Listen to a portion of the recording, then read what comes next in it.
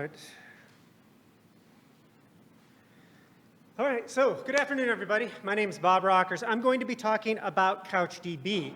Not actually Couchbase. Couchbase is, I think, going to come speak next month. Is that correct? Couchbase is a commercial product that was built on previously on CouchDB. The people who started CouchDB created Couchbase as a commercial product, and they sell it in the vendor market. CouchDB is an open source project managed by the Apache Software Foundation. Just to kind of, and there's some of my contact information, and this has nothing to do with the presentation, I just really like this comic strip. So just to kind of give some background, I'm the Vice President of Software Engineering and CIO of Automation Integrated. We do a lot of large-scale data analytics for buildings and for predictive building usage, that kind of thing.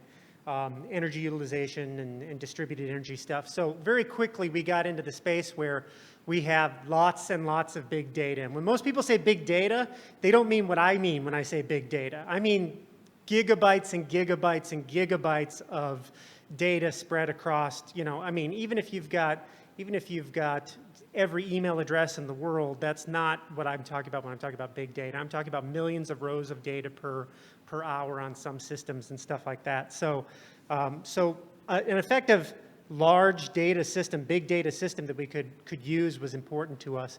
And we quickly chose Couch primarily because I hate SQL.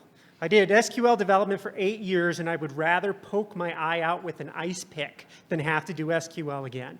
I despise it, and it hurt to have to use it. So once some of these NoSQL solutions started coming along, I immediately started looking at them, primarily with the advantage of being able to incorporate them into application development.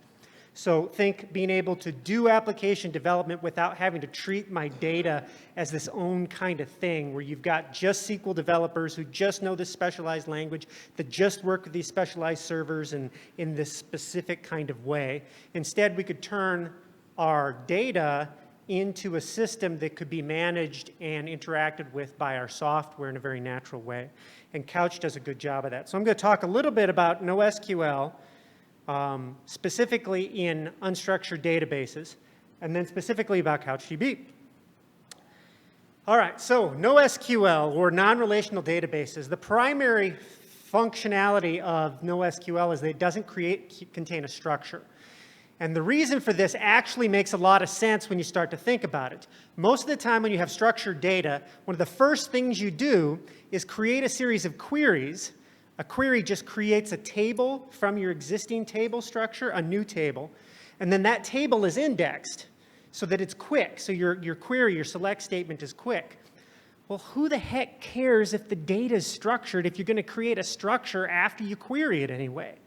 And that's what NoSQL does. It takes your data, and instead of forming a structure beforehand, which is like 90% of the work, right? How many DBAs spend a ridiculous amount of their time adding new columns or removing columns and then restructuring the data, then copying them in and then copying out to a new location because they're managing that back-end structure.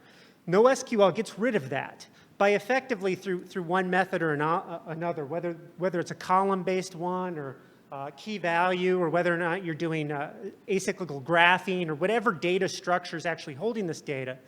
Instead of the structure of the data being what defines the data is tagged.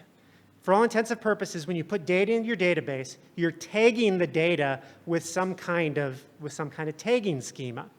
Then you can use any programming language that can interact with that data to create the structure afterwards by basically using those tags as definitions for how you want your structure. All right? So CouchDB specifically uses a document database. The data itself is stored as documents. These documents are individually stored as B trees. What does that mean? If you look at the example here, a B tree, for all intents and purposes, is just a name-value pair. It's a block that contains a name, which is our tag, and a value, which contains the data that we care about. So the nice part about that is that a value could be another name-value pair, which creates another tree. or that value could be another name value pair, or the name itself could be another name value pair. So we create these blocks, these graphs, these B trees of name value pair data that's stored in memory. By the way, this is about the most efficient way to store anything in memory because this is how computers store stuff in memory. This is how memory is actually built, these name value pairs. So if you were to think about it in text, it would look something like this. How many people have seen something like this outside of a database? Anybody who's done any kind of web work recognizes this as JSON. And if we make our B tree a little more complicated, we start to look a lot like JSON. So if JSON is a B tree, which by the way it is, JSON is just a B tree structure, and we're storing these documents in our document database, why not just store them as JSON? Why would we want to store the data in some other format, query it with a specialized language to get out a new format that we then have to pump into a programming language and split it up based on whatever table structure to then put into an object in our program? The answer is we don't.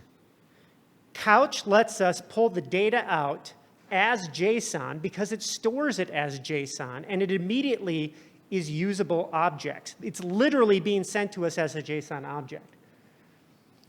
So that's simple. That's easy. That's the whole relax. CouchDB's motto is relax. That's relaxed. We're storing our data in a format we already like. The B trees are very easy to spread across lots and lots and lots of servers. It's a natural structure. It's already one of the best structures that the data can be stored in terms of efficiency. So now it's how do we access it? Well, how do most people access JSON? If you're a programmer, how do you usually access JSON? And the answer is you do it with a RESTful API. You do it with a web browser, right? Your web browser hits a URL, and you get this JSON back, this data structure back directly from you. Well, would that ever work with SQL? I mean, we've got inner joins and outer joins and recursive left strong weak side joins, and we've got all kinds of selects and inserts. But really, you only do 4 things inside of SQL, right? I love Confucius. We insert, we select, we update, and we delete. Well, anybody who's had experience with these 4 methods know that they map one-to-one to our CRUD methods on the web. When we request a web page, we get the web page. We actually get the web page. We post a web page when we want to make a change. We put it when we want to update it, and we delete when we want to delete. And because these map one-to-one, that means we can actually use our existing CRUD, our existing RESTful APIs as the method, which means no more ODBC. Oh my God, what kind of ungodly hell did I go through for ODBC for all those years? No ODBC, I can use a web browser or a web client or anything that can talk over to the web using standard web protocols and URLs to access my data. So wait a minute, let's do some examples. Let's pretend I want to, I want to create a database. Well, let's see if my database is running. How many people here are familiar with curl? Curl is a text, that's bad sign, okay, I'm talking to a lot of non-curlers here. Curl is just a text-based browser, basically. It lets you grab stuff off the internet and pull it back. So I can do a request, a standard GET request. This would be if I put a URL into my browser, type localhost, and by default, Couch runs on port 5984. So I'm just going to request my database, and congratulations, it says, welcome, I'm running Couch version 1.61 on my local machine, and it gives me some information about how it's made. That's it. Congratulations. I could actually use that data right now if I wanted to directly inside of my JavaScript program. I'm going to pipe this through James Query. It'll give it a little bit of structure so it's a little nicer to look at. But here you can see the name value pair structure that's actually our data. So what happens if I want to create a database? Well, this is going to be difficult. We'll try to get this real quick. Yeah, that's it. That'll work. OK, so we can do a -x put localhost 5984, and we're going to do something old. Hey, my result is I've made a database. How about another one? Oh, dang, I made another base. Is that how you spell borrowed? It's borrowed? I can't spell, by the way. Dang, 4 databases in 14 seconds. Congratulations. Try doing that on SQL Server. Oh, man, I don't know where my life was before this stuff. Okay, so we've got 4 databases. Let's actually look at that database real quick, see what it says. We can do a GET request directly on the database. And you can see the result. Let's go ahead and put that through James Query real quick. And we can see the number of documents, document count, when it's been purged, the document size, the information about the database, all of it directly from there. Is this like a 2-minute warning? Sure.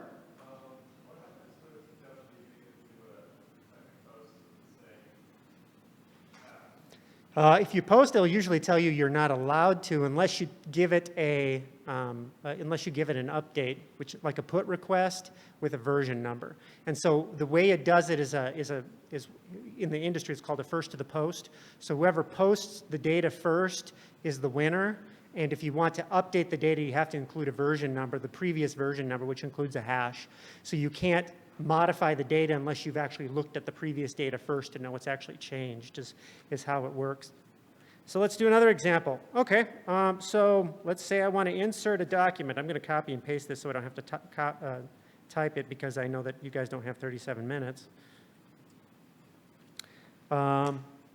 Congratulations, now I have a document.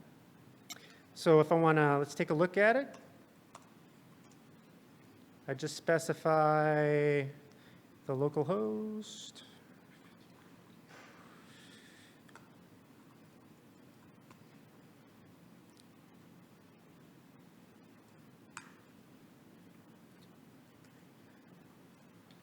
And we can see our data inside there.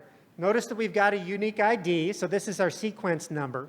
By default, Couch does what the most sane thing in the world to do is, which is never, ever, ever assume a sequence number, generate one, and don't ever let anybody pick it, right? So this is what it does by default. But you can see the data in there, and it also includes a revision number that's also reserved by default.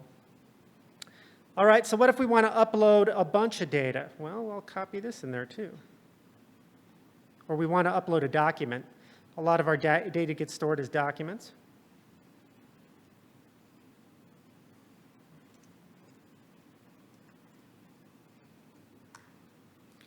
If you look at the document I uploaded, it's this example JSON. And basically, it's an SVG document descriptor, so a schema for an SVG document. If we look at it, it looks like that. But I can curl dash it.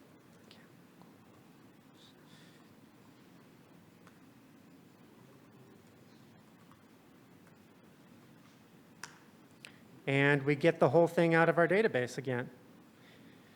All right, so that's pretty cool. How about we upload a whole bunch of stuff instead, right? Okay. I'm going to go into this folder I created. I've got a bunch of JSON documents in here. They're basically a bunch of zip codes along with the city information that's provided by the Postal Service. So I'm going to do, we're just going to go ahead and upload all of those as fast as we care to. Usually the problem on for database systems is the actual query time of the database, but because we can distribute the data across so many systems and because it's stored in a B tree, the limiting factor usually with Couch is actually the network speed. The network speed is usually the thing that slows you down at every given point in time. So if we want to, there's our select, we're going to build.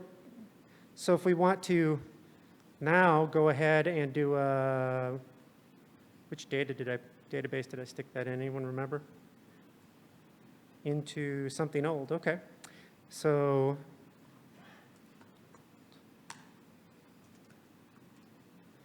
we can see that we've got about 2,700 data documents in there. And you can see we also got ID numbers auto-generated for some of those documents, including there. So as they got uploaded in here.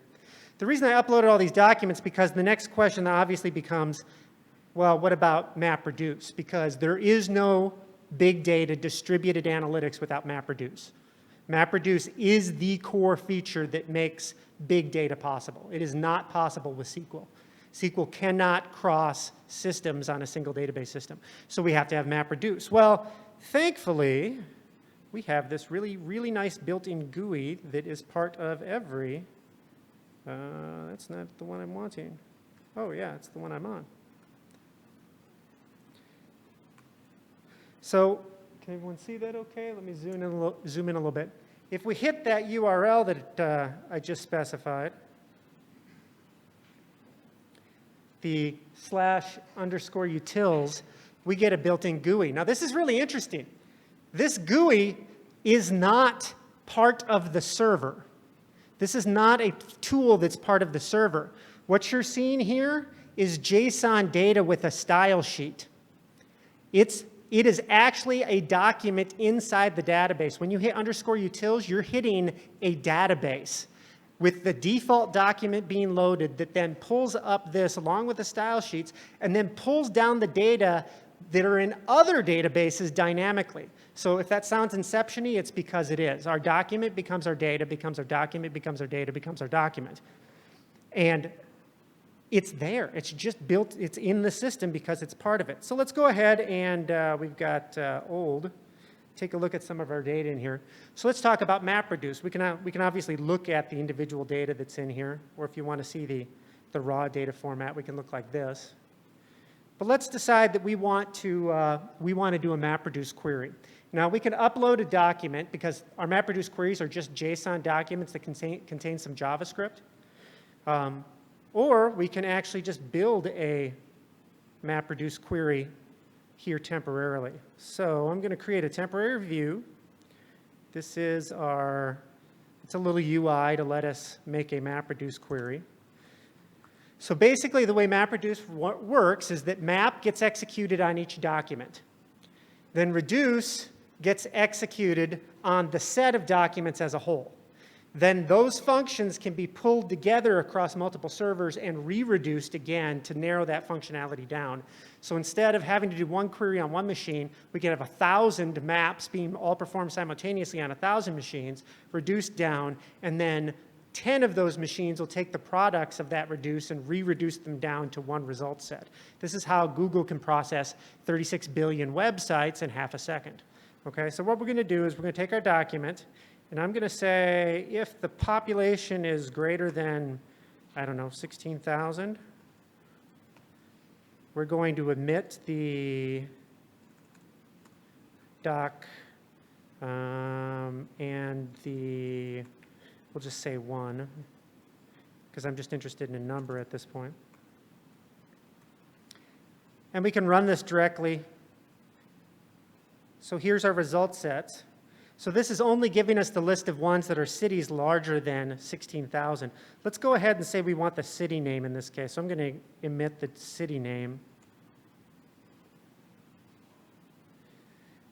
And we can return our result set. Now here's an important part of MapReduce is that the result sets have to be name value pairs themselves, right? You're creating JSON documents from your JSON documents. So let's do a reduce function, build it into here. I'm going to use the built-in sum function. That will combine the results so we can do a quick review to find out how many cities are bigger than 16,000. I'm going to have to save it, so let's give it a save real quick. Temp, cities. Okay, so now I've created a view, a MapReduce view that has a built-in reduce function that can tell me the number of cities that match the result set that we're looking for. But look at this. It's just a URL. Like everything else, our actual view, our actual query is itself a URL. And we can click on here to get the URL anytime we want. So let's go back to curl, notice our underscore design, temp, view, cities. So now we've turned an actual SQL query into a path that we can use our standard get requests on to view. And we've got 705 cities. Every time we update another set of documents on there, it will update as well. So if I actually ran this, ran that query again to do a bunch of, oh, it's already going to conflict because it doesn't like the documents, but that's okay.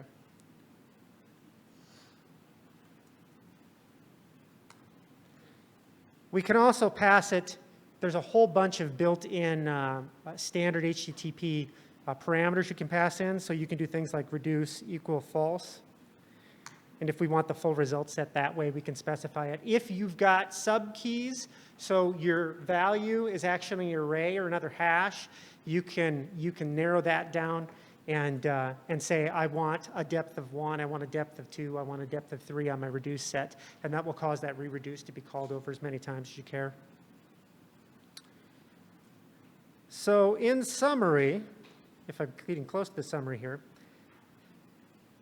what CouchDB is it's a distributed, large-scale document B-tree database that's made for big data, that stores data in JavaScript, the most common programming language in the history of the universe by about 10, stores the data as JavaScript, lets you store your views or your indexes, because that's what views really are, they're indexes, right? Lets you store your indexes in JavaScript and returns the data in JavaScript, meaning no translation layer, no overhead. And by the way, if anybody here has to develop a RESTful API, I just made one right here in front of all of you. Congratulations. If I had some authentication in front of it, then I could actually try to sell it, but that would be a little different, right? So that's a whole other presentation for another day. But here's some of the resources I used in the presentation. The CouchDB, the definitive guide, which was actually written by some of the people who started it up, is the early versions are free and open source. If you want the final version, it's on Amazon or whatever else. JStudio provided the sample data that I used, the zip code information, and some of those HTML parameters that I specified, or the one that I specified. I list some of them on a blog post I did forever ago because I tried to hunt them all down at one time. So, and if you scan the glyph, that'll download my vCard, so you can email me or call me or anything else. That was a lot, and it was fairly technical, but are there any questions?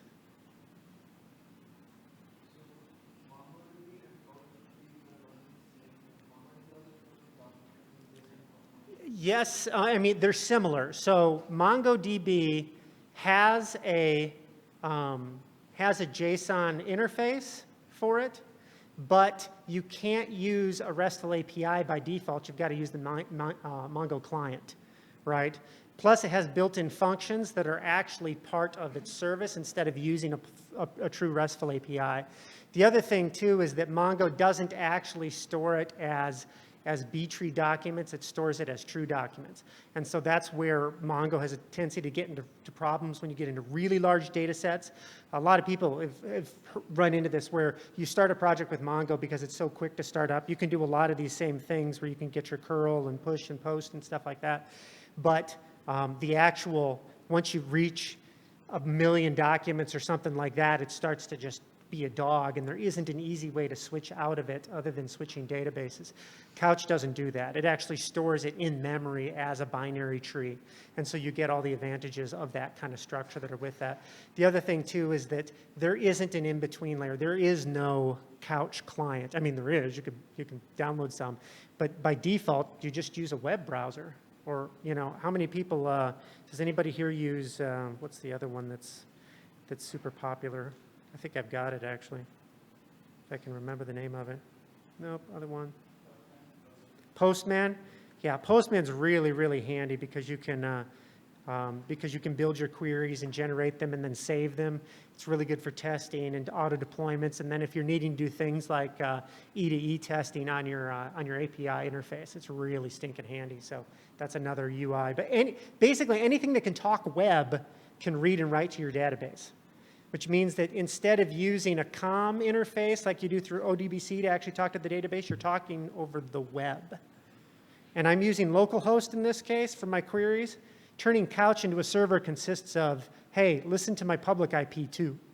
And all of a sudden it's a server instead of a dev environment. So, yes, sir? At one point you uploaded a whole bunch of files in there. Yep. Is it a file system? Like, can you put a whole bunch of binary files into So it is a JSON data structure, which means you can store anything you would normally store in JSON, including images or binary files or character large objects or whatever else you want to in there as well. We use it as a data store for some things, but we find that generally, because the MapReduce queries get run against all of the documents, when the data is uploaded, it kind of has a tendency to slow our stuff down.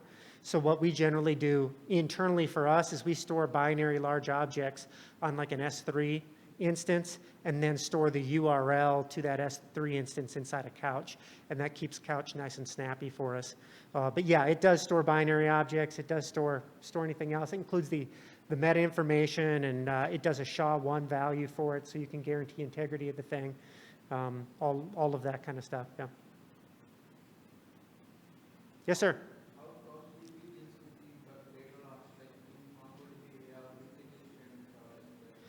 I'm sorry, could you? So replication is, and I didn't cover any of this obviously, but replication is probably its biggest strength.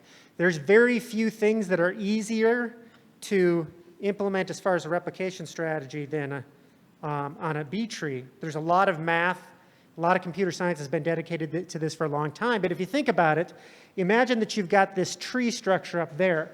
Now take any piece of that tree, remove it to another machine, and replace that node with a pointer to that other machine.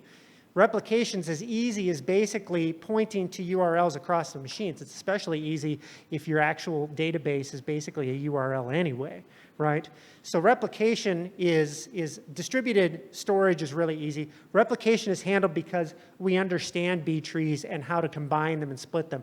How many people here use Git for version control? Git does, it's a B tree. The way it handles collisions on merges is B tree arithmetic. And so that's what this does as well. In addition, unlike Mongo, Couch 2.0 includes by default a distributed data system. You can actually spin it up on multiple servers with a floating master server and the whole 9 yards like that. So, any other questions? Hey, guys, thank you for your time, and give Couch a try. It's really, really stinking awesome. So.